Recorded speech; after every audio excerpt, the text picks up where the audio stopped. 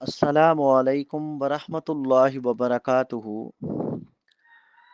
آج صحیح البخاری کی حدیث نمبر 444، اس کا ترجمہ، اس کے فوائد و مسائل اللہ تعالیٰ کی توفیق سے بیان کر رہا ہوں۔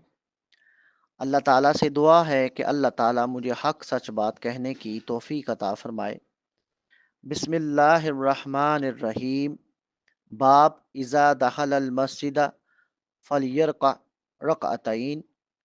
اذا دخل المسجد فلیرکع رکعتین، جب کوئی مسجد میں داخل ہو تو اسے چاہیے کہ 2 رکعت نماز پڑھے۔ حضرت ابو قتادہ سلمی رضی اللہ تعالیٰ عنہ سے روایت ہے کہ رسول اللہ صلی اللہ علیہ وآلہ وسلم نے فرمایا، جب تم میں سے کوئی مسجد میں داخل ہو تو بیٹھنے سے قبل 2 رکعت ضرور پڑھے۔ فوائد و مسائل۔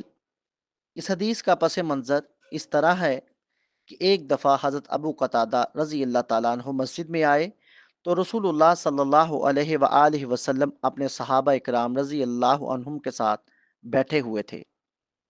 ابو قتادہ بھی ان کے ساتھ بیٹھ گئے۔ رسول اللہ صلی اللہ علیہ وآلہ وسلم نے ابو قتادہ سے فرمایا، تجھے بیٹھنے سے قبل 2 رکعت پڑھنے میں کیا رکاوٹ تھی؟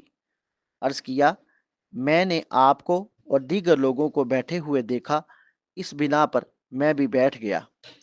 اس کے بعد رسول اللہ صلی اللہ علیہ وآلہ وسلم نے فرمایا، جب تم میں سے کوئی مسجد میں داخل ہو تو بیٹھنے سے پہلے 2 رکعت ضرور پڑھے۔ بحوالہ صحیح مسلم حدیث نمبر 1654 اور انٹرنیشنل نمبر 714۔